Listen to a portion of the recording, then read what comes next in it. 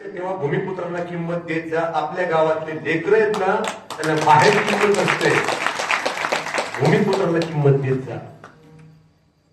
मला माझ्या गावात सुरुवातीला 15-20 वर्ष माझं प्रवचन पण मी ठेवायला, पण नका का ठेवायचं, नावं नाही ठेवायची.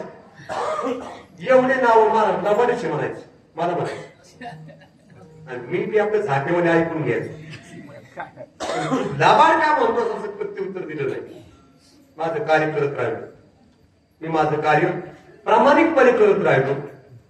आज माझ्या गावात मला जर 10 लोक लाभाड म्हणजे कीर्तन करणार नाही, तो काय वेगळा होता. म्हणायचे लोक मला दाबाडे लई पैसे मला करते, ऊस आलाय त्याच्याकडे म्हणायचे.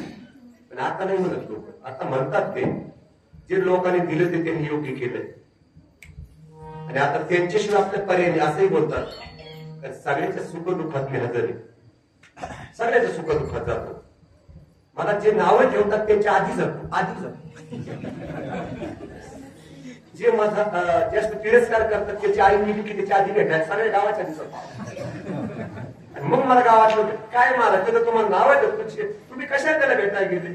मी सांगत असतो, बदलेल तो, मी बदललो पाहिजे. तो बदलेल, आधी मी बदललो पाहिजे. आणि मी बदलत गेलो, ते बदलत गेले. आधी मी बदललो, नंतर ते बदलत गेले. वय कमी होतं, त्यांना वाटायचं पळकर लागलं.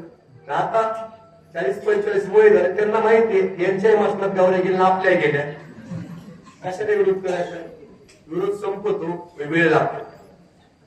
भूमिपुत्र आहेत आपल्या गावात, सर्वांवर प्रेम करा, सगळ्यावर प्रेम करा, तिरस्कार कोणाचा करू नका. आयुष्याचे आयुष्य परमार्थात गेलेलं असतं. आणि तुम्ही ज्या नजरेतून त्यांना पाहता ना, नजर तुमची चुकीची असते.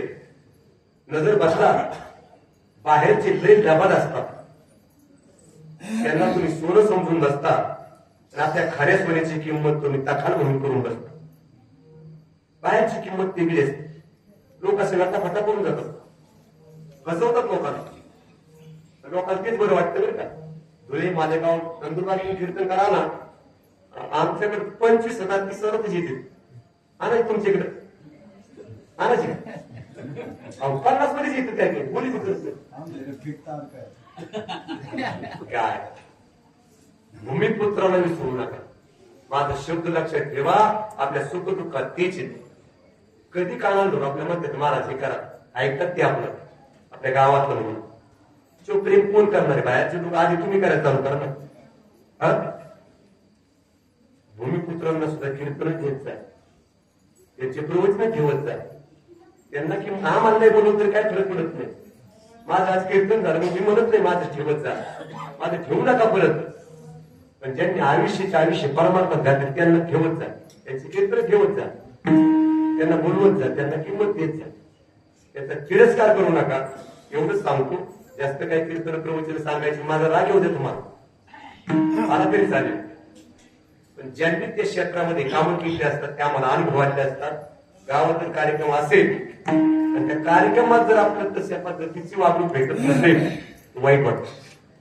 ते वाईट वाटू देऊ नका. त्याकरता थोडस बोललो 2 शब्द पुढचे जर लागलं असेल तुम्हाला तर त्याची त्याला मी काही माफी मी मागत नाही. अजून कीर्तनात मी माफ करा, चुकलं असं म्हणतच नाही.